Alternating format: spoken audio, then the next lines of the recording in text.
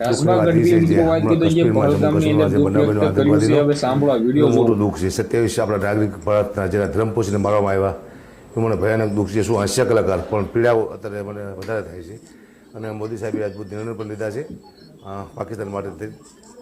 તમને બધા લોકોને ખબર છે કે અત્યારે મિત્રો વાત કીધું જે ભારત માટે દુઃખનો પાર તૂટ્યો છે. આખું દેશ હલી ગયું છે. ખુલ્લેઆમ ભાઈ જાહેરની અંદર જ્યાં 10 આતંકવાદીને પકડીને સર્વિસ ન કરવામાં આવે અને ફાંસી ન દેવામાં આવે ત્યાં માટે ત્યાં લગી મિત્રો આપણા દેશના લોકો છે એ ખુશે નહીં ભાઈ ચેનથી.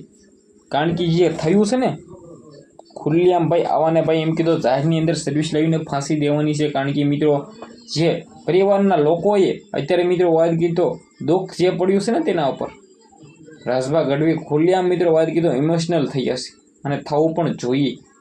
જે રીતે મિત્રો વાત કીધો આખો દેશ અત્યારે મિત્રો વાત કીધો PM મોદી સાહેબથી લઈને બધા લોકો ખુલ્લેઆમ ભાઈ રોષે ભરાયા છે. કારણ કે મિત્રો જે આ લોકો કરીને ગયા છે ને પાકિસ્તાની ઓલાદો તેના પર મિત્રો વાત કીધો ખુલ્લેઆમ ભાઈ હવે આપણા ચલાવી લેવામાં નહીં આવે. કારણ કે મિત્રો અત્યાર સુધી આપણે બહુ ચલાવી લીધું છે.